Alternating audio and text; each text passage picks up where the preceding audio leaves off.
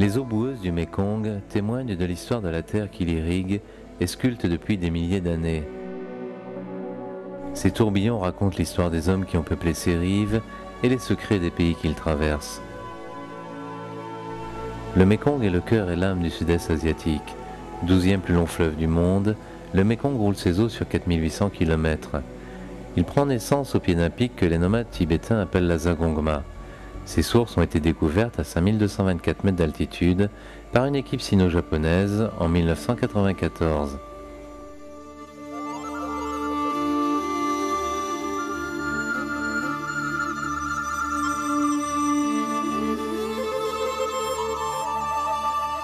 De sa source sur les plateaux tibétains, en passant par la province chinoise du Yunnan, la Birmanie, le Laos et la Thaïlande, le fleuve arrive au Cambodge et devient le Tonlé Tom, ou Grand Fleuve. À Phnom Penh, capitale du Cambodge, il conflue avec la rivière Tonlé Sap, puis pénètre au Vietnam avant de se jeter dans la mer de Chine.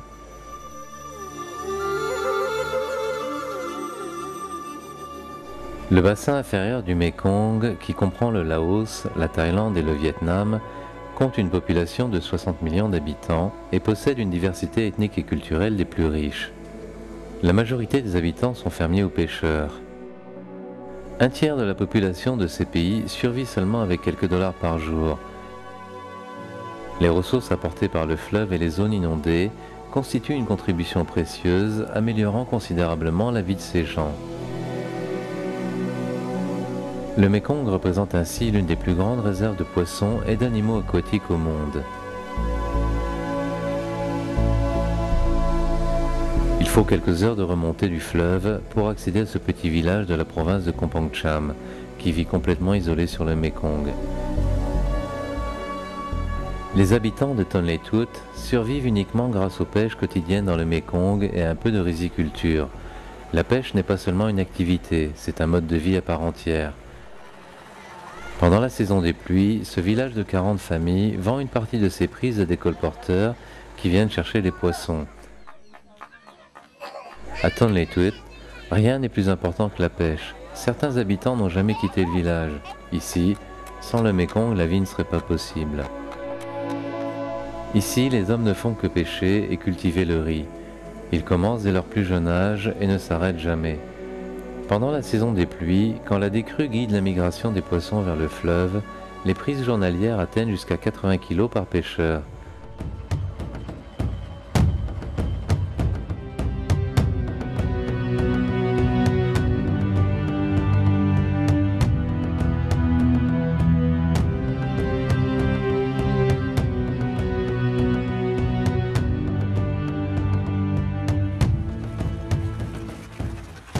Lorsque l'activité ralentit pendant la saison sèche, les villageois se limitent à l'entretien de leur petite ferme aquacole. Là aussi, le Mékong fournit les poissons qui font grossir les poissons d'élevage.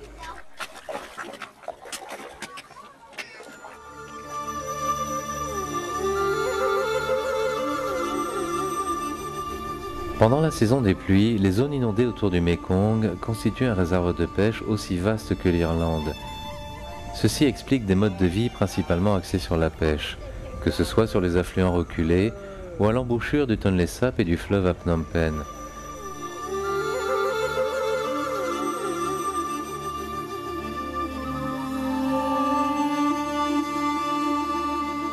Le Mékong regorge d'engins de pêche, que ce soit de gigantesques pièges en forme de flèches, des chaluts, des filets ou des barrages.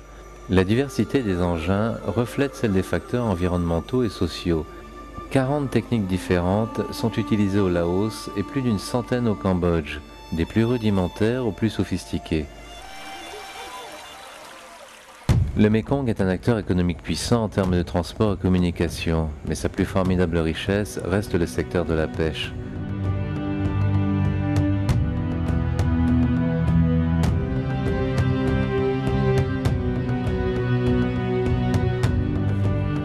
Malgré les difficultés pour établir des statistiques précises, les captures dans le bassin inférieur du fleuve se montent à environ 2 500 000 tonnes par an, ce qui représente 7 fois plus la production de l'Amérique du Nord.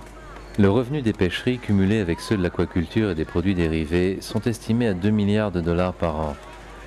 Cela inclut les activités de subsistance, les pêcheries individuelles, communautaires ou commerciales. Dans les 4 pays du bassin inférieur du Mékong, la consommation de poissons par habitant est l'une des plus élevées du monde. Le Cambodge arrive en tête, suivi par le Vietnam, le Laos et la Thaïlande. La pêche a donc un rôle crucial d'apport en protéines pour les habitants de ces pays. Par chance, les inondations et un accès facile à ces ressources permettent un grand dynamisme dans ce secteur. Traditionnellement, les poissons sont plus recherchés que les viandes. Ceci explique la prolifération de marchés aux poissons, comme ce marché de Phnom Penh, situé à quelques mètres du Mékong, qui propose du poisson frais ou préparé.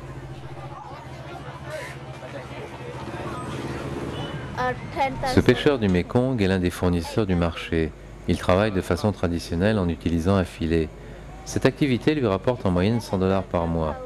Il clame avec beaucoup de bonne humeur qu'il est heureux de son métier. Seul le prix de l'essence lui cause quelques soucis pour la rentabilité de son activité. Le bassin inférieur du Mékong génère plus de 10% des prises mondiales de poissons d'eau douce. En tête, le Cambodge, suivi de ses 2 grands voisins, le Vietnam et la Thaïlande. Pour gérer le fleuve et sa richesse exceptionnelle, les 4 pays du bassin inférieur ont créé en 1995 la Commission du Mékong.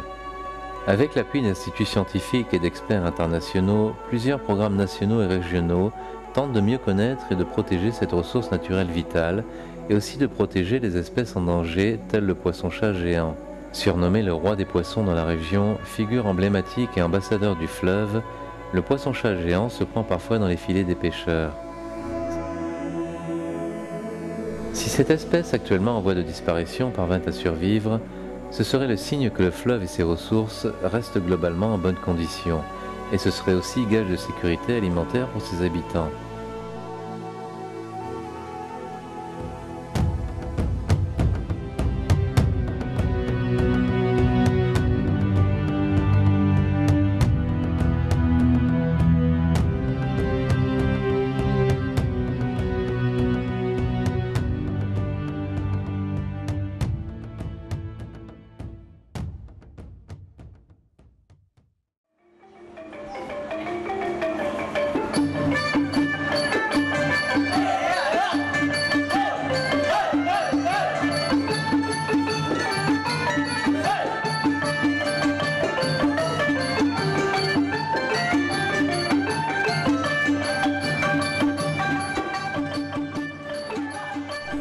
Le royaume du Cambodge est sans doute le pays où l'importance culturelle, historique et économique du poisson est la mieux illustrée. De nombreux bas-reliefs des temples d'Angkor Wat et de Bayonne témoignent de l'importance exceptionnelle de la pêche dans la civilisation khmère. Aujourd'hui encore, le peuple cambodgien n'oublie jamais d'honorer le fleuve et ses génies. Ainsi à Phnom Penh, où l'on célèbre la fête des eaux, qui attire de nombreux pêcheurs de tout le Cambodge.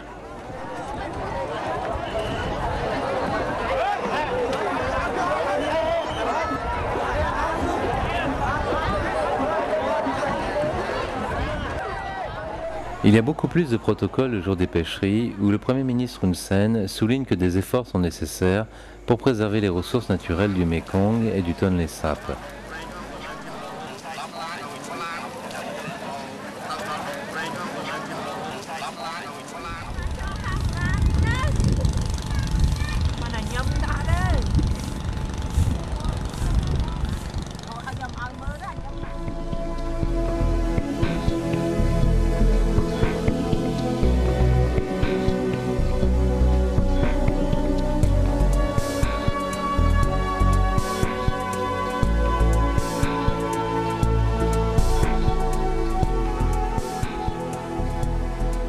Les pêcheries continentales du Cambodge sont parmi les plus dynamiques du Mékong.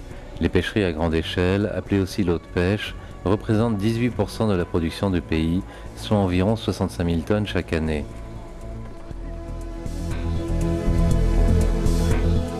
Ces pêcheries utilisent des méthodes qui consistent à entourer plusieurs centaines de kilomètres carrés de barrières en bambou ou en filet pour capturer les poissons pendant la décrue. Quand le niveau d'eau redescend, les poissons se concentrent en aval à l'intérieur des barrières. Ces méthodes de pêche, qui sont à la fois exclusives et intensives, sont l'objet d'attention de la part du gouvernement en raison de leur étendue et de leur impact social.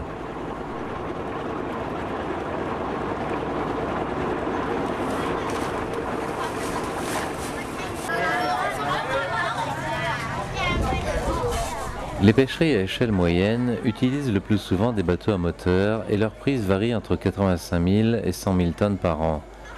Ce genre d'activité attire de nombreux utilisateurs de pays voisins comme le Vietnam, recréant parfois des villages flottants autour du Tonlé Sap, comme ici, ce marché à poissons qui grouille de bateaux et de chapeaux coniques.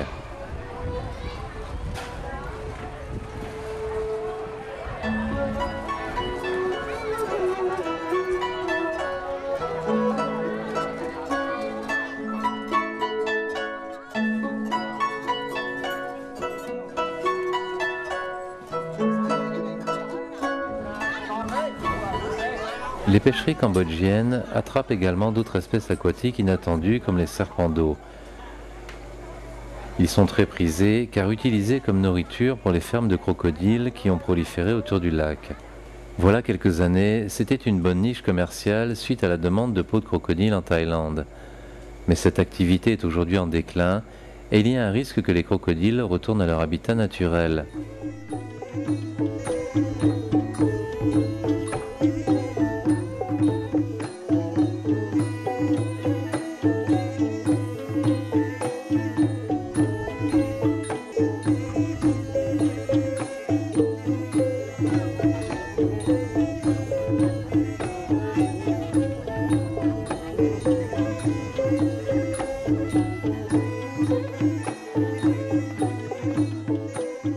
Les Cambodgiens ont créé des activités de traitement et de transformation très imaginatives. Ils préparent ainsi de la saumure, du poisson séché, des coquillas séchées et de la pâte de poisson. De nombreux produits existent et la demande est forte.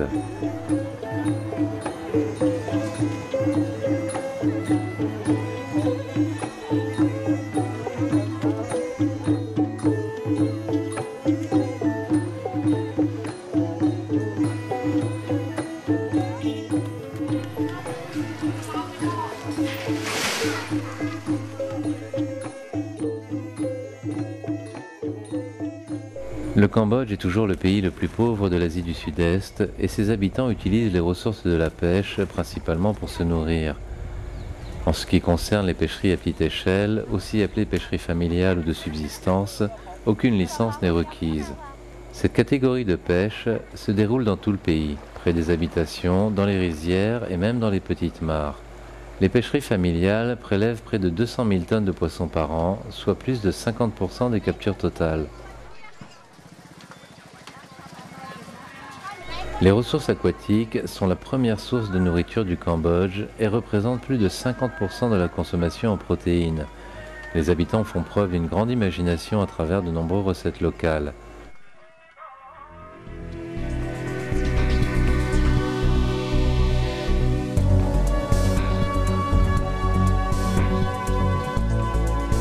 Enfants et adultes dépendent étroitement des pêcheries pour leur vie quotidienne. Cet aspect vital du secteur de la pêche a amené gouvernements et scientifiques à se mobiliser afin d'améliorer la gestion de cette ressource stratégique.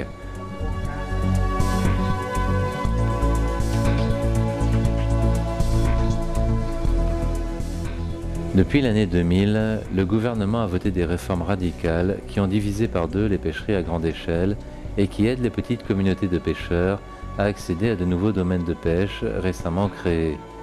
Des efforts significatifs visent également à réfréner la pêche illégale. Dans la province de Battambang, les agents de l'administration des pêches ont ici saisi un filet de maille particulièrement fine utilisé pour capturer les jeunes poissons. La pêche illégale pourrait sérieusement perturber l'équilibre écologique naturel du bassin du Mékong.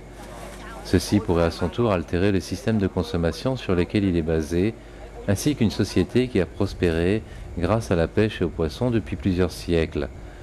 Cela pourrait vraiment ternir la bonne humeur légendaire des Cambodgiens.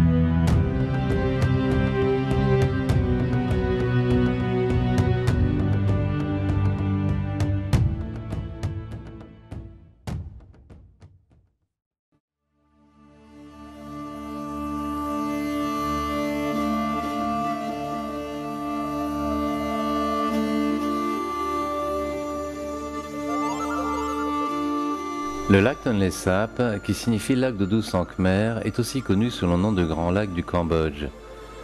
Ce lac est situé dans le centre du pays et est le plus grand lac d'eau douce en Asie. Selon des scientifiques français, il serait apparu il y a 5 à 6 000 ans. Le lac du Tonlé Sap s'élargit et se rétrécit en fonction des saisons et du volume des pluies. Il est relié au Mékong par la rivière Tonlé Sap. Les deux rivières se rencontrent à Phnom Penh, au confluent connu sous le nom des Quatre Bras ou Chaktomuk.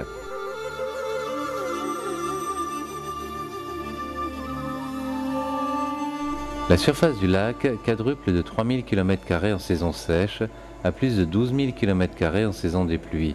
C'est à ce moment que le lac recouvre plus de 7% de la surface du pays. La profondeur du lac varie de 1-2 mètres à 8-10 mètres selon la saison. Chaque année, à partir de juin, quand la mousson commence, le niveau du Mékong augmente rapidement de plusieurs mètres. Les eaux du fleuve pénètrent alors par la rivière Tonlé Sap. La taille du lac s'en retrouve multipliée par 4. En novembre, quand la pluie diminue, le courant de la rivière Tonlé Sap est inversé et le lac se vide dans le Mékong. La surface en bleu représente le Tonlé Sap en saison sèche. Les surfaces en rouge indiquent les zones inondées en 2006 et le bleu foncé définit l'étendue maximale des inondations. Ce phénomène unique de rivières coulant dans les deux sens, combiné à une exceptionnelle surface de plaine inondable, a fait apparaître une faune et une flore hors du commun. Le lac Tonlé Sap est ainsi une source exceptionnelle de fertilité. Cela explique l'incroyable vitalité des pêcheries continentales du Cambodge. Les eaux du Tonlé Sap sont parmi les plus poissonneuses du monde.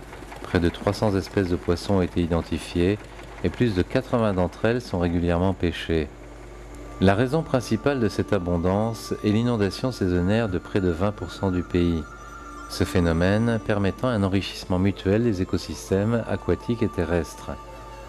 Les poissons ont évolué au cours des siècles et adapté leur cycle de vie au rythme de l'eau. Ils tirent ainsi un bénéfice maximal des sources de nourriture et des habitats créés par la crue. Pour comprendre l'interaction entre inondation, migration et reproduction, prenons l'exemple d'un petit village situé près du lac, avant et après la saison des pluies.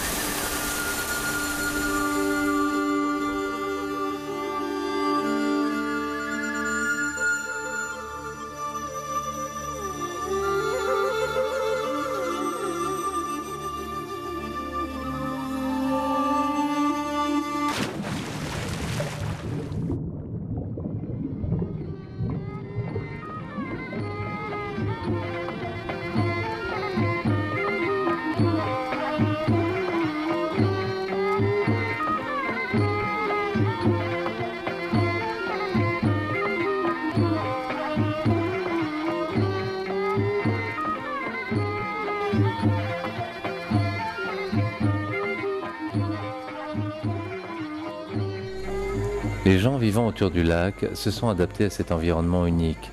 Des maisons traditionnelles sur pilotis se mélangent aux maisons flottantes et aux bateaux aménagés en habitation.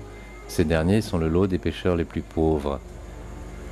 Les habitants du village de Kompong Pluk, au sud de la province de Siem Reap, déménagent en fonction de la saison. Ils vivent dans des maisons sur pilotis de 6 à 8 mètres pendant la saison des pluies, puis dans des petites cabanes temporaires près de l'eau pour pouvoir pêcher quand le niveau d'eau descend et que le village est asséché. Plus d'1 million de Cambodgiens dépendent totalement du Tonlé Sap. Ils s'alimentent grâce à la pêche et à l'agriculture dans les plaines inondées. Leurs cérémonies ont lieu près du lac et leurs festivals célèbrent le lac et ses eaux mouvantes.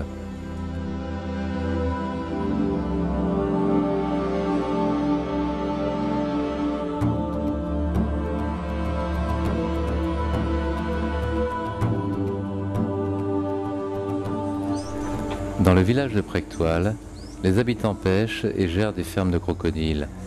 Ils utilisent les ressources du lac pour nourrir les reptiles, mais aussi pour y installer les cages d'aquaculture qui sont quelquefois directement en dessous du plancher des maisons.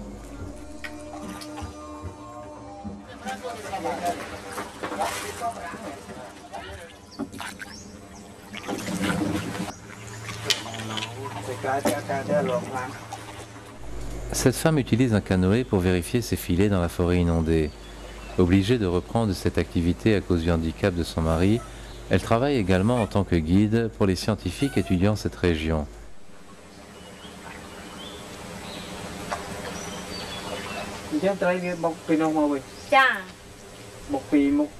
Elle nous explique ici comment un piège à poissons fonctionne.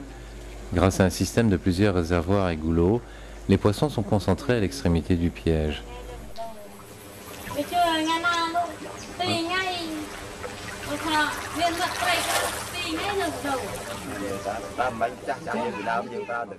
Les membres de la famille expliquent qu'ils ont toujours utilisé des pièges traditionnels et déplorent la prolifération de filets à fine maille, de plus en plus utilisés par les nouveaux pêcheurs.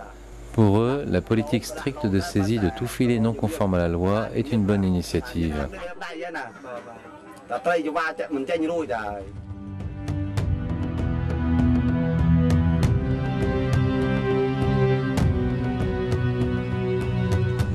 Il est important de contrôler la pêche, car les enjeux sont très significatifs. Le Tonlé Sap fournit 60% des captures totales du pays et constitue un acteur majeur de la sécurité alimentaire. En 2000, les activités de la pêche couvraient 80% du périmètre du lac. D'étranges systèmes de pêche couvrent ainsi le lac et leur rendement est exceptionnel.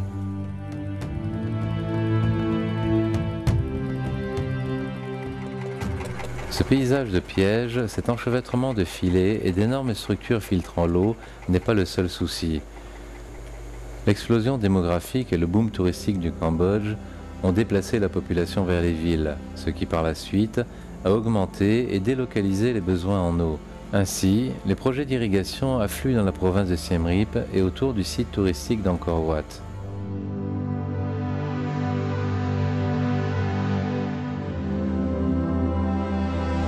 Après 30 ans de guerre civile et de troubles, le Cambodge a besoin de reconstruire ses routes ainsi que ses canaux d'irrigation.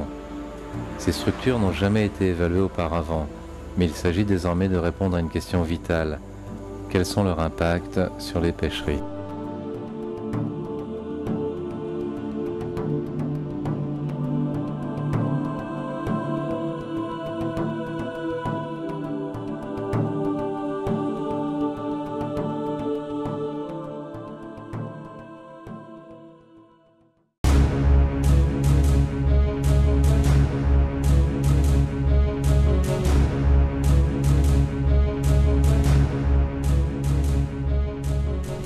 Au Cambodge, les crues contribuent plus que dans tout autre pays à l'économie, à l'emploi et à la sécurité alimentaire.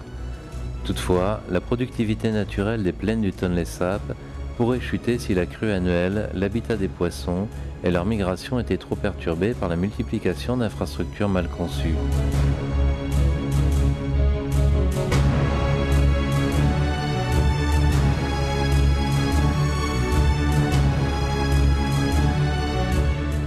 Les projets de construction d'infrastructures ont le plus souvent un but unique, tel que l'accès aux zones retirées ou la rétention d'eau pour l'irrigation.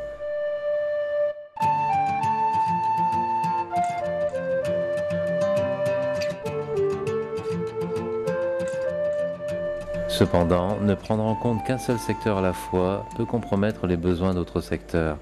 En fait, de nombreuses décisions de développement nécessiteraient une analyse plus globale des aspects positifs et négatifs encourus et la définition d'un compromis optimal.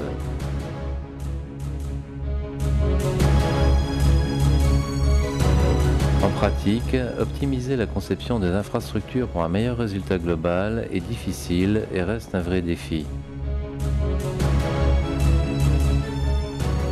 Les infrastructures qui nous occupent sont des constructions qui peuvent perturber l'hydrologie des systèmes naturels. Elles peuvent ainsi s'opposer à la crue, cas des remblais ou des digues, ou à la décrue, comme les barrages d'irrigation.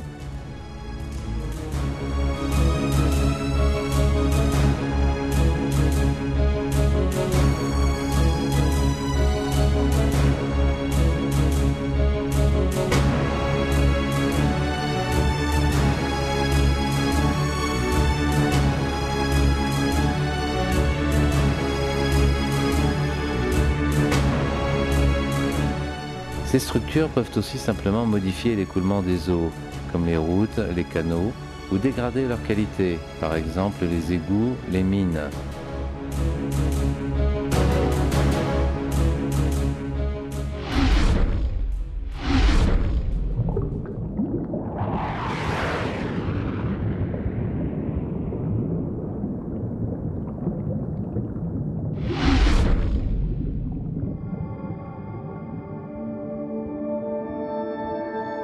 Les routes construites sur les plaines inondées, par exemple, sont presque toujours des routes digues. Elles facilitent les échanges commerciaux, mais segmentent la plaine en secteurs plus ou moins étanches, ce qui correspond à une perte d'habitat pour les poissons.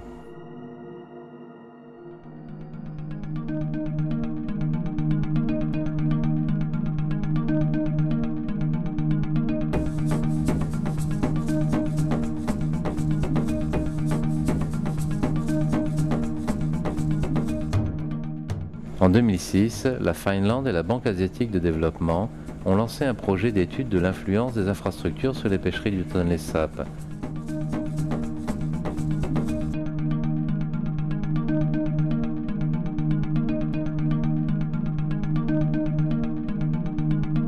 Ce projet a été mis en œuvre durant un an par le Comité national du Mékong au Cambodge et le World Fish Center.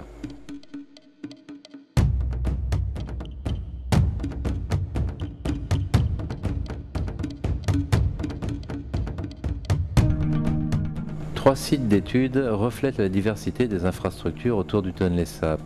Il s'agit de Stongchinit dans la province de Kompongtom, Prektoal à l'embouchure de la rivière Sangke dans la province de Battambang et du district de Krakor dans la province de Pursat.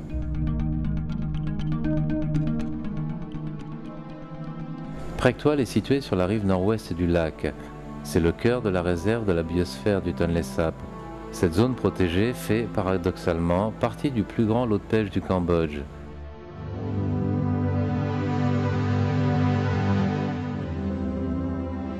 Le lot de pêche numéro 2, d'une surface d'environ 500 km², a la réputation d'être le plus productif de tous les lots du pays.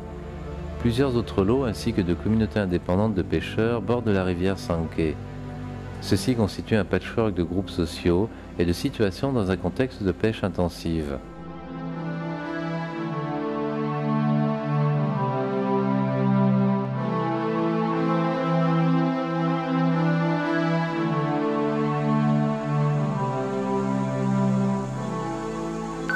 Prektoal est par ailleurs un site majeur de conservation de la biodiversité. Il abrite la plus importante aire de nidification de la vie faune aquatique en Asie du Sud-Est.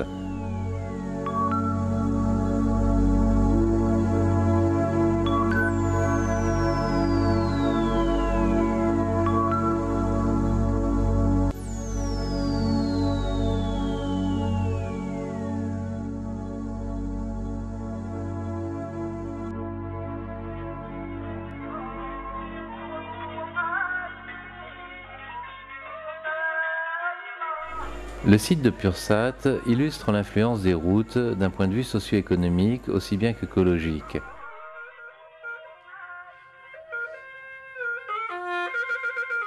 Ce site inclut 2 routes digues au milieu de la plaine d'inondation. Ceci a permis une analyse de leur influence dans l'espace, comparaison intérieure-extérieure de la zone protégée des inondations, et dans le temps, comparaison avant et après la construction.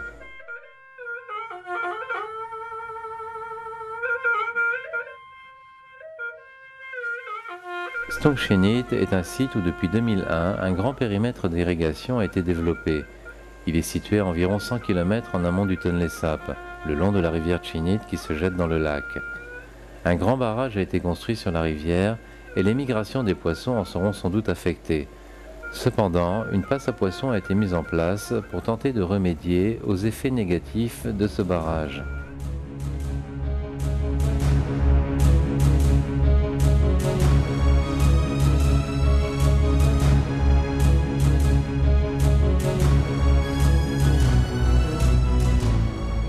Comment peut-on maximiser les résultats positifs des infrastructures tout en minimisant leur impact négatif sur les ressources naturelles et les communautés locales ?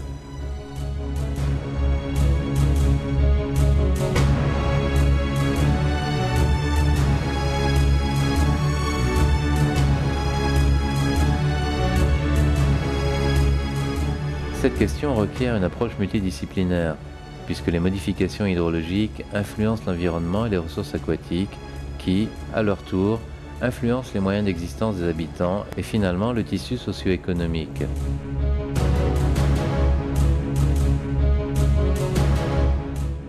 Les options possibles doivent être clairement établies et des compromis identifiés afin que des décisions puissent être prises en connaissance de cause.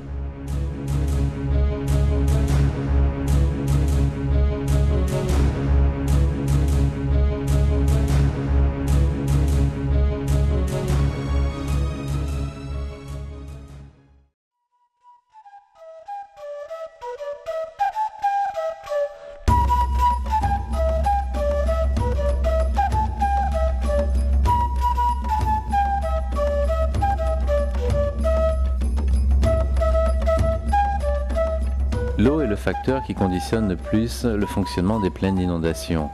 Les infrastructures responsables des changements hydrologiques dans ces plaines peuvent avoir un impact significatif sur l'environnement, les pêcheries et la vie des populations locales.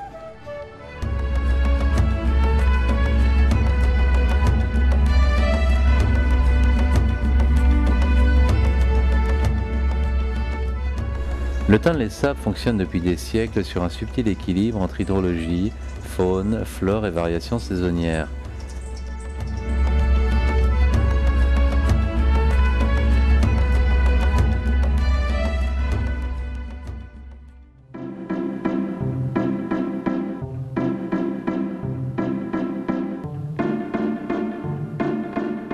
L'existence de la plupart des espèces aquatiques dépend de la fréquence des inondations et tout changement à même de modifier durablement la date, la hauteur et la durée de la crue aura des conséquences profondes sur l'écologie du lac. Regardons cette plaine d'inondation virtuelle. Cet arbre profite de la fertilité des eaux et se développe malgré les inondations. Cet arbre sert, pendant la saison des pluies, de refuge aux insectes, reptiles et oiseaux, mais aussi d'habitat naturel pour les poissons et animaux aquatiques.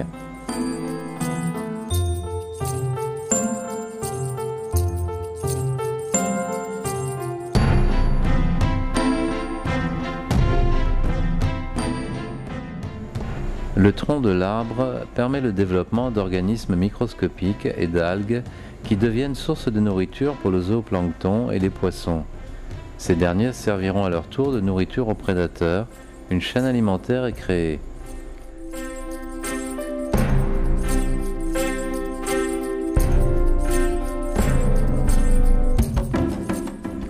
À la fin de la saison sèche, de jeunes arbres germeront et assureront la régénération de la forêt.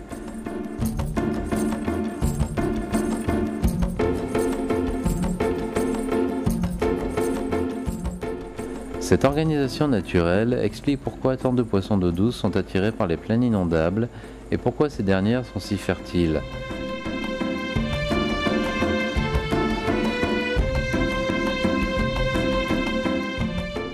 Sans la crue, les arbres ne pourraient abriter autant de vie, et sans ces arbres, l'eau seule ne serait pas si productive.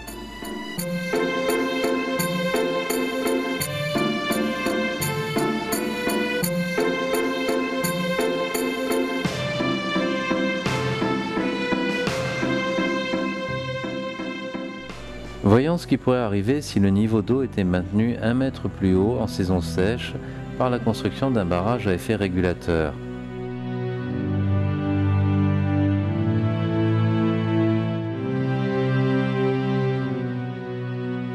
Tous les arbres qui bordent le lac verraient leurs racines submergées en permanence, même pendant la saison sèche.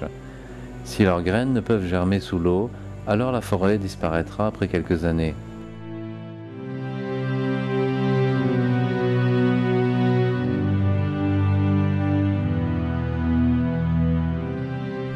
Le bilan en eau du lac est très influencé par le fleuve.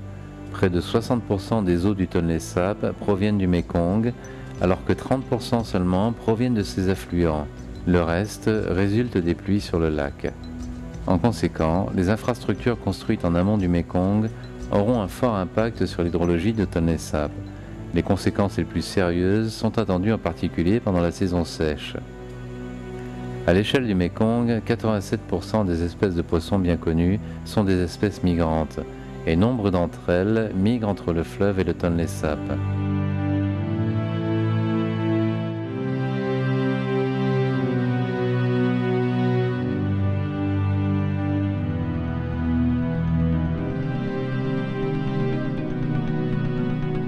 Regarding hydrology, our results show that upstream developments will have 4 consequences on the lake. First, they will delay the onset of the flood. The flood will start later. Second, they will shorten the duration of the flood. Third, the area flooded will be reduced.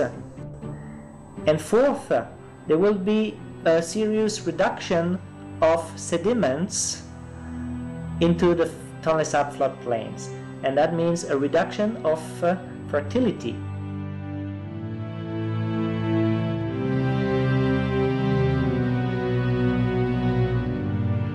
Les chutes de Khon Falls au Laos sont un goulet d'étranglement le long d'une route de migration majeure, en particulier pour certaines espèces comme le triril, qui constituent le gros des prises du Tonlé Sap. Si un barrage était construit au niveau des chutes de Khon Falls, cela aurait un impact majeur sur les migrations des poissons dans tout le bassin du Mékong et sur les pêcheries du Tonlé Sap en particulier. Ainsi, des modifications de la date ou du niveau de crue sont à même de perturber la migration d'au minimum 50 000 tonnes de poissons du Tonlé Sap. Dans tout le bassin du Mékong, les ressources halieutiques se chiffrent à 2 600 000 tonnes par an. Une perte de 4% par exemple de cette ressource se traduirait par 100 000 tonnes de poissons en moins, ce qui aurait déjà de terribles conséquences sur la sécurité alimentaire et les moyens d'existence des habitants du bassin. En cas de développement intensif des infrastructures, la perte de production serait bien supérieure à ces quelques pourcents.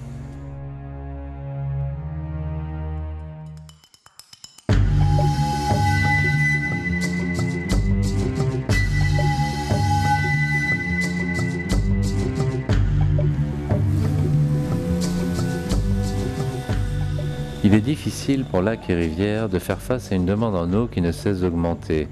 Les exemples de désastres écologiques dus à une mauvaise gestion ne manquent pas. Dans les plaines inondables d'Amérique du Sud, la construction de barrages et de routes, la déforestation et la pollution sont des questions environnementales qui font souvent l'actualité.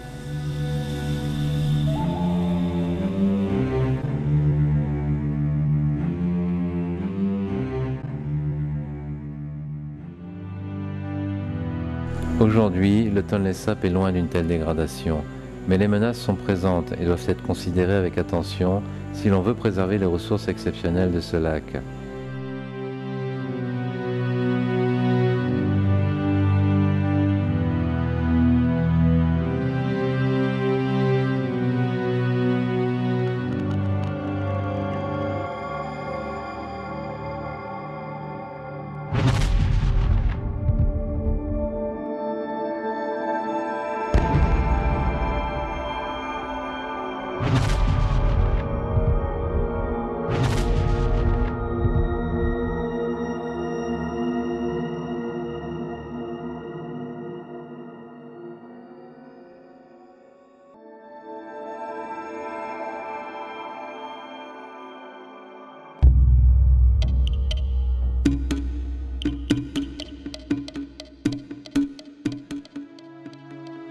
Les barrages en amont du Mékong sont clairement une menace pour les pêcheries du fleuve et du lac.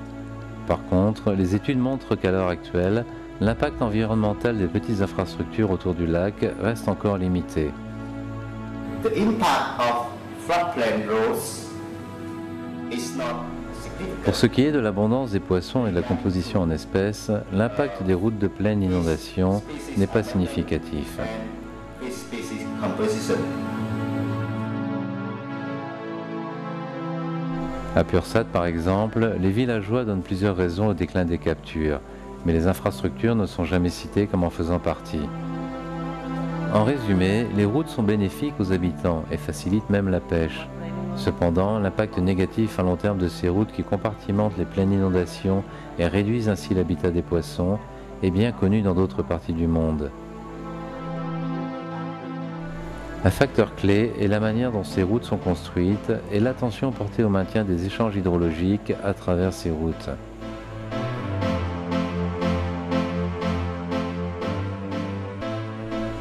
En amont, les effets sur les pêcheries sont considérés comme positifs à courte échéance, car les poissons sont plus abondants dans le plan d'eau créé. Cependant, ce projet est trop récent pour tirer des conclusions quant à ses effets à long terme sur la migration des poissons dans la rivière Chinite et sur la composition des captures. Au sein du périmètre irrigué, les gens ont vu leur production de riz augmenter. En aval, les villageois attribuent au changement hydrologique la responsabilité de la chute des captures. Cependant, les poissons sont quelquefois plus faciles à pêcher, en particulier lorsqu'ils se concentrent dans des habitats rivulaires.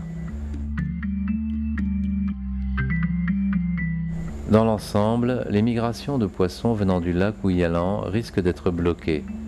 Et l'opinion générale est que l'abondance en poissons, la diversité des espèces et les prises des pêcheurs sont en déclin. On ne peut pourtant pas incriminer uniquement les infrastructures, car d'autres facteurs contribuent également à cette évolution, en particulier une pression de pêche en augmentation constante et l'utilisation d'engins destructifs. En conclusion, les grosses infrastructures modifiant l'hydrologie en amont du Mékong sont clairement une menace majeure pour les pêcheries du Tonlé Sap. Ceci plaide pour une participation active du Cambodge dans les négociations du bassin inférieur du Mékong, afin que soit assurée la défense de ces importantes ressources halieutiques. À une échelle plus locale, l'influence des infrastructures sur l'hydrologie du lac et sur ses pêcheries est complexe et ne peut être résumée simplement. En fait, l'impact d'une infrastructure donnée dépend beaucoup de sa conception et de la manière dont elle est ensuite gérée. Une conception intégrant les contraintes écologiques et une gestion raisonnée sont essentielles au maintien de la productivité d'un lac. Ceci est tout particulièrement important dans le cas du Tonlé Sap qui compte 296 espèces de poissons, ce qui en fait le troisième lac le plus riche du monde en termes de biodiversité aquatique.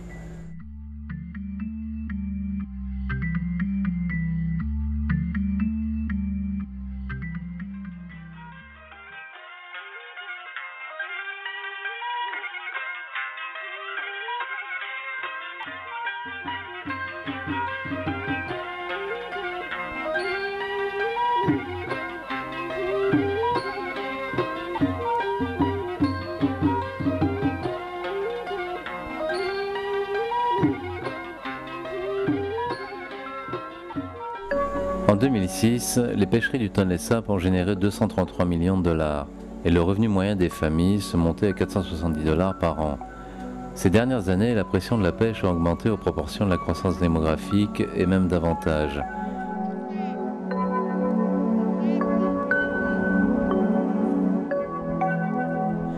Depuis 1940, la population a triplé et la prise par pêcheur a chuté. Les gros poissons devenant rares, la qualité moyenne des prises a également chuté. Les captures sont maintenant dominées par de petites espèces de faible valeur.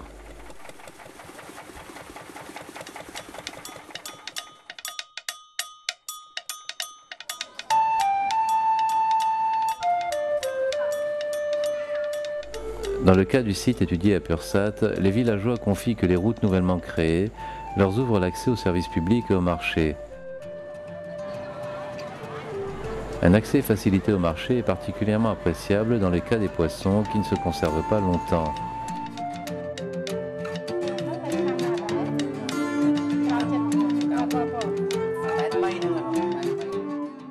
We asked how important it is build structure in this project. Happened that this build structure is road, and he's told us that road is the blood vein. So that is something that we remember already.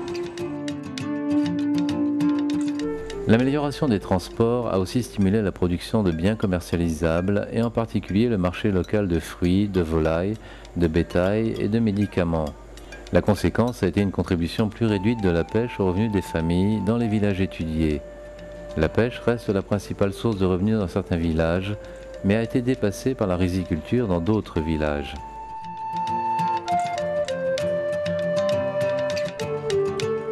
Après la construction d'une route, les revenus ont tendance à augmenter davantage dans les familles ayant déjà un capital que dans les familles pauvres. Les familles mieux nanties ont clairement plus de capacité à bénéficier des opportunités créées par une nouvelle infrastructure. Les facteurs sociaux et culturels influencent aussi les bénéfices tirés des infrastructures. Dans la province de Pursat, par exemple, l'étude a montré qu'un village Cham musulman bénéficiait davantage d'une nouvelle route que des villages khmers, et ce pour deux raisons. D'une part, il a établi un meilleur réseau d'échanges avec les autres villages, et d'autre part, les institutions Cham assurent une meilleure redistribution entre villageois des revenus tirés de la route. Le périmètre irrigué de Stongchinit a créé, grâce à son réservoir, un nouveau site de pêche, mais celui-ci a aussi noyé quelques rizières. En amont du réservoir, les pêcheurs pensent que celui-ci peut devenir une zone de pêche productive, mais ils craignent que ce ne soit pas très durable. Pour conclure, l'étude des différents types d'infrastructures en milieu rural montre que la capacité à bénéficier du développement varie selon les familles. Le développement des routes a réellement réduit le pourcentage de personnes vivant dans la pauvreté, mais les plus pauvres avant la construction de la route n'ont pas profité de ces développements. Autour du périmètre d'irrigation étudié, les familles pauvres ont vu leur niveau de vie s'améliorer légèrement, mais restent cependant en deçà du seuil de pauvreté.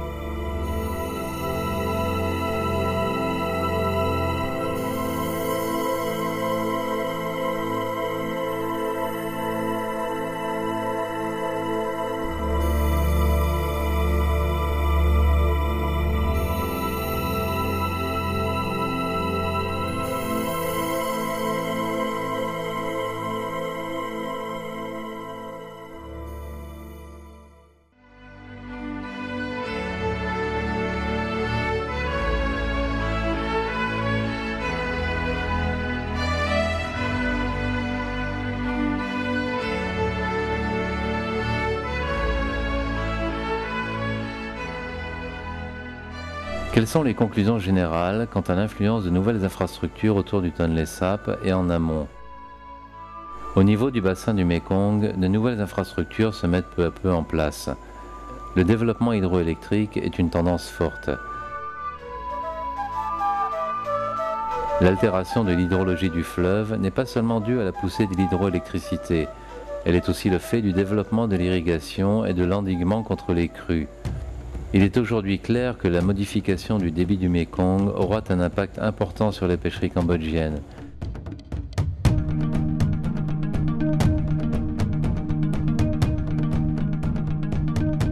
Même à un niveau local, plus de 14 000 nouvelles structures ont été identifiées autour du lac. Et ceci est une estimation prudente. Elles incluent en majorité routes et périmètres d'irrigation.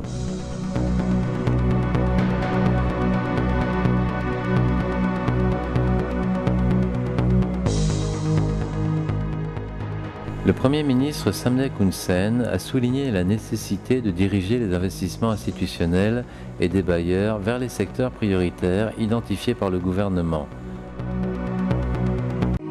Selon lui, il est temps que les ressources soient correctement ciblées et utilisées à bon escient afin que les plus pauvres puissent en bénéficier au mieux et voient leur sort s'améliorer.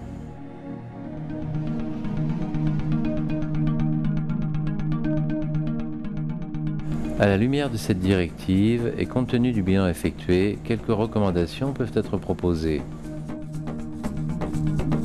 Dans le cadre du développement des ressources hydroélectriques, les impacts environnementaux et sociaux doivent être soigneusement pris en compte. Il faut envisager en particulier des études spécifiques sur les conséquences des modifications de volume, de rythme et de durée des crues sur les pêcheries, la sécurité alimentaire et les modes de vie ruraux. Si l'on souhaite protéger les ressources, il est essentiel de planifier, dès la conception de projets, le maintien de la connectivité entre systèmes hydrologiques et d'intégrer la conservation d'habitats critiques pour les poissons.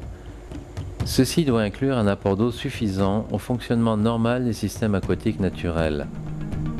Au niveau national, il est recommandé d'éviter les changements hydrologiques irréversibles et plus particulièrement de rompre la connectivité naturelle entre les systèmes aquatiques du Tonlé Sap.